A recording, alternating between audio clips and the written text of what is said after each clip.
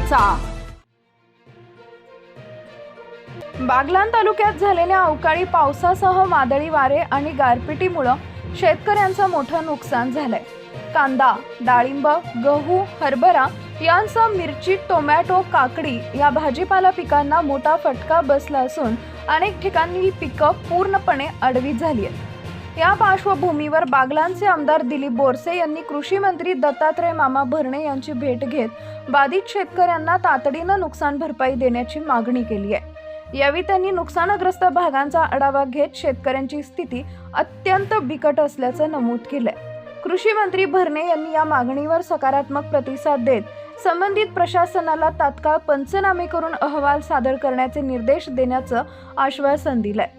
तसेच शेतकऱ्यांना लवकरात लवकर मदत मिळवून देण्यासाठी आवश्यक ती कार्यवाही केली जाईल असंही त्यांनी स्पष्ट केलंय। या भेटीदरम्यान कळवणचे आमदार नितीन पवार आणि निफाडचे आमदार दिलीप बनकर हे देखील उपस्थित होते। स्थानिक पातळीवर नुकसानीचा आढावा घेण्याचं काम सुरू असून शेतकऱ्यांना दिलासा मिळण्याची अपेक्षा व्यक्त केली जाते आहे।